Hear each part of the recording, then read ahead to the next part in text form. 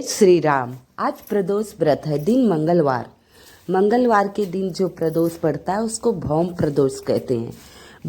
भौम प्रदोष की बहुत बड़ी महत्व है। आइए भौम प्रदोष के बारे में बात करते हैं।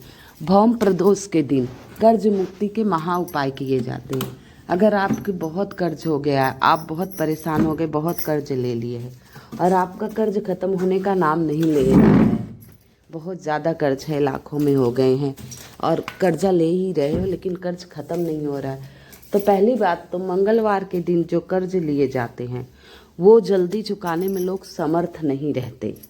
मंगलवार के दिन कर्ज आपको नहीं लेना है और भौम प्रदोष पड़ जाए मंगलवार के दिन भौम प्रदोष पड़ जाए तो आप कोशिश कीजिएगा, जिससे उधार लिए हैं, आप जिससे भी पैसे उधार लिए हैं उसको देने की कोशिश कीजिएगा। भौम प्रदोष के दिन आपके पास बहुत ज़्यादा पैसे नहीं है, जैसे उसके 10, 20, 50 हज़ार लिए हैं, आपके पास रुपए नहीं है कि 10, 20, 50 हज़ार उसके रुपए चुका सके, तो आप 10 रुपये, 5 रुपये, अगर खास हो 100 रुपये, चाहे जो हो, आज अवश्य दे के आना चाहिए। कहते हैं भौम प्रदोष के दिन अगर 1 रुपया भी आप उधार जिससे लिए उसको दे आते हैं कि 1 रुपया हमारी उधारी कम कर दी, तो भौम प्रदोष के दिन ऐसा करने से आप जल्दी से जल्दी कर्ज से मुक्त हो जाएंगे। तो आज के दिन ध्यान रखना, जिस व्यक्ति से आप उधार लिए हैं या बैंक से लोन लिए हैं तो आज शायद थोड़ा ही भराइए, ज़्यादा नहीं। आपके पास अगर पर्याप्त रुपए नहीं है तो थोड़ा ही भराइए, लेकिन ज़रूर वो उधारी दे के आपको आना है। भौम प्रदोष के दिन ये उपाय अवश्य करना है। और वैसे भी हर मंगलवार को कोशिश कीजिएगा, जब भी आप उधारी चुकाइए मंगलवार तिथि को उधारी चुकाइए। ऐसा करने से जल्दी आप कर्ज से मुक्त हो जाएंगे। तो आज के दिन ये उपाय अवश्य कर लीजिएगा अगर आप कर्ज से मुक्ति चाहते हैं तो। आइए ऐसे छोटे छोटे उपाय भौम प्रदोष के बारे में बताऊंगी। आज भौम प्रदोष है, दिन मंगलवार है और भगवान भोले का दिन है, प्रदोष है। कहते हैं प्रदोष भगवान भोलेनाथ अत्यंत प्रसन्न होते हैं और रुद्रा अवतार हनुमान जी का दिन है, जो भगवान शिव के ही अवतार हैं। तो आज हनुमान जी के सामने आपको एक ले जाइए चमेली के तेल का दीपक। चमेली का तेल आपको मिल जाएगा आसानी से। दीपक गोल बत्ती का हो या लंबी बत्ती का, हनुमान जी को दोनों दीपक प्रज्वलित होते हैं। तो एक गोल बत्ती का दीपक ले जाइए चमेली के तेल का और उसके बाद 7 लौंग ले लीजिएगा। साबुत 7 लौंग भगवान को अत्यंत प्रिय हैं। आपकी कोई भी बहुत भारी इच्छा हो, बहुत दिनों से आपकी इच्छा पूर्ण नहीं हो रही, आप बहुत परेशान हो गए, आप कष्टों से मुक्ति मिलने का नाम नहीं ले रहा है, तो आप चले जाइए हनुमान मंदिर। आसपास आपके हनुमान मंदिर होगा, वहाँ चले जाइए। हनुमान जी के मंदिर में पहले जाके एक बार हनुमान जी से बोलिएगा जय श्री राम। भगवान राम का नाम लेने से हनुमान जी अत्यंत प्रसन्न हो जाते हैं। तो आप ये उपाय माताएं भी कर सकती हैं, ये ऐसा नहीं कि भाई करे हनुमान जी का, तो ऐसे नहीं, आप माताएं भी कर सकती हैं। आप ये उपाय प्रदोष काल में कर सकते हैं, दिन में भी कर सकते हैं, लेकिन प्रदोष व्रत है तो प्रदोष काल सबसे उत्तम माना गया। तो आपको ये उपाय प्रदोष काल में ही करना है। तो आपको क्या करना है, जो चमेली के तेल का दीपक ले गए हैं उसे आप पहले प्रज्वलित कर देंगे। फिर अपनी मनोकामना कहते हुए एक एक करके दाहिने हाथ पे 7 लौंग रखेंगे। दाहिने हाथ में आप 7 लौंग रखेंगे, एक एक करके लौंग सब दीपक में आप डालते चले जाएंगे। इसके बाद वहीं बैठकर, आज मंगलवार है, भौम प्रदोष है, तो हनुमान चालीसा का आपको पाठ करना है। चाहे 5 बार करिए, चाहे 2 बार करिए। 5 बार नहीं कर पाए तो 2 बार अवश्य कर लीजिएगा। ऐसे करने के बाद आप अपनी मनोकामना कह दीजिए और वहीं बैठकर राम नाम का जाप कीजिए। राम नाम के जाप से भगवान भोलेनाथ भी प्रसन्न होते हैं और हनुमान जी भी प्रसन्न होते हैं। हनुमान जी परम राम भक्त हैं, ऐसे राम भक्त आपको कहीं नहीं मिलेंगे हनुमान जी जैसे। तो जय श्री राम, राम राम राम, जय श्री राम, जय श्री राम, ऐसे आप बार बार राम नाम का स्मरण कीजिए और अपने घर आ जाइए। अगली भौम प्रदोष आते आते आप कर्ज मुक्त भी हो जाएंगे और काफ़ी मनोकामनाएं पूर्ण हो जाएगी। भौम प्रदोष के दिन कर्ज नहीं लेना चाहिए। वैसे मंगलवार के दिन कर्ज लेना ही नहीं चाहिए, मंगलवार के दिन कर्ज चुकाने की कोशिश करनी चाहिए। ऐसे करने से शीघ्र ही कर्ज मुक्त हो जाएंगे, आपके जीवन की आर्थिक स्थिति शीघ्र ही सुधर जाएगी।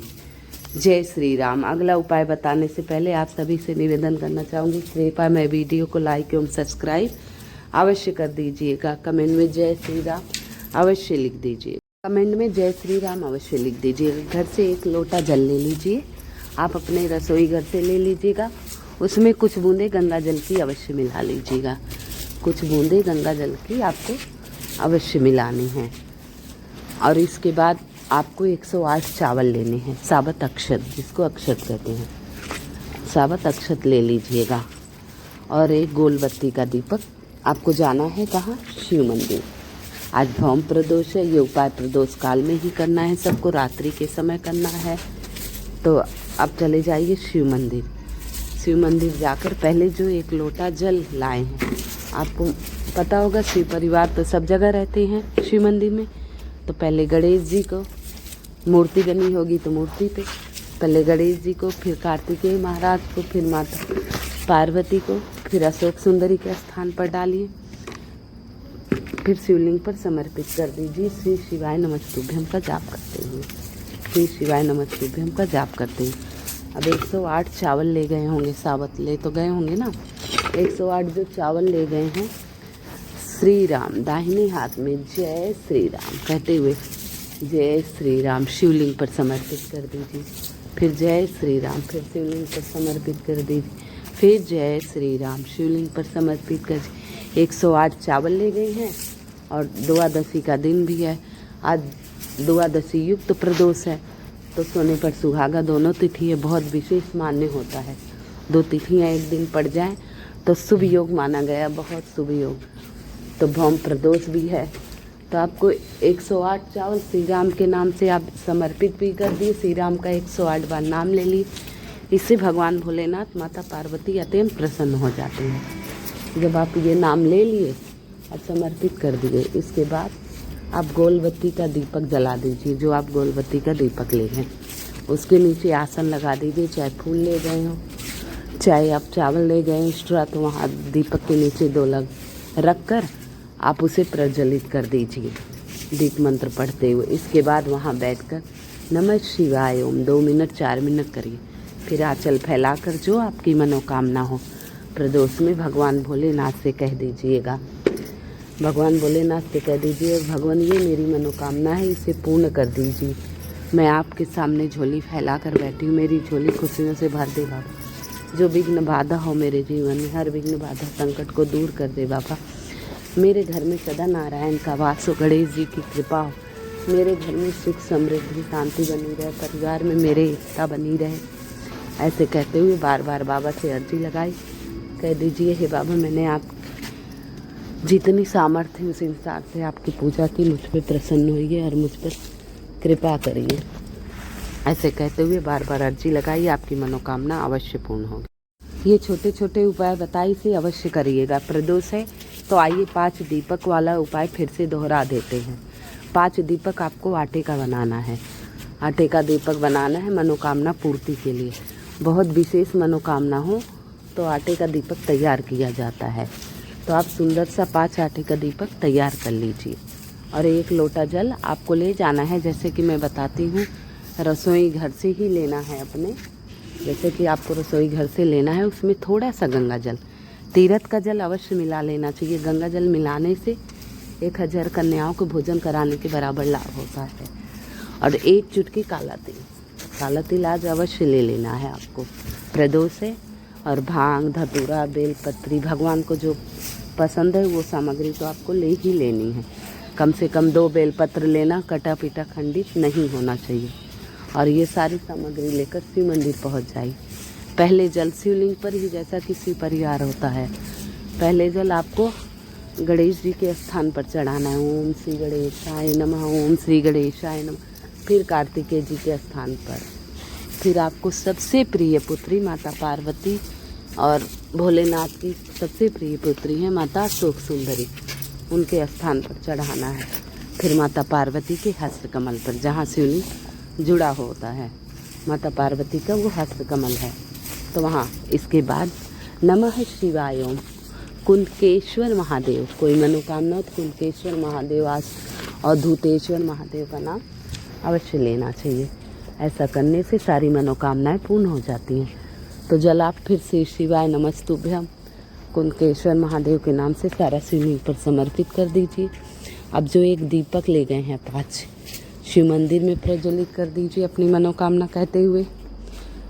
पहला दीपक, दूसरा शिव चौखट पर, तीसरा आपको पीपल के वृक्ष के नीचे, चौथा बेलपत्री के नीचे।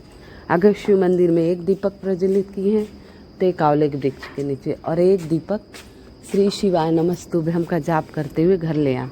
लेकिन जो काला तिल लिए हैं वो दीपक के नीचे आपको रख के आना है आज आसन के तौर पे, और फिर अपने घर की चौखट पर लगा दीजिए। मात्र ये छोटा सा उपाय कर दीजिए, आपकी सारी मनोकामनाएं पूर्ण हो जाएगी।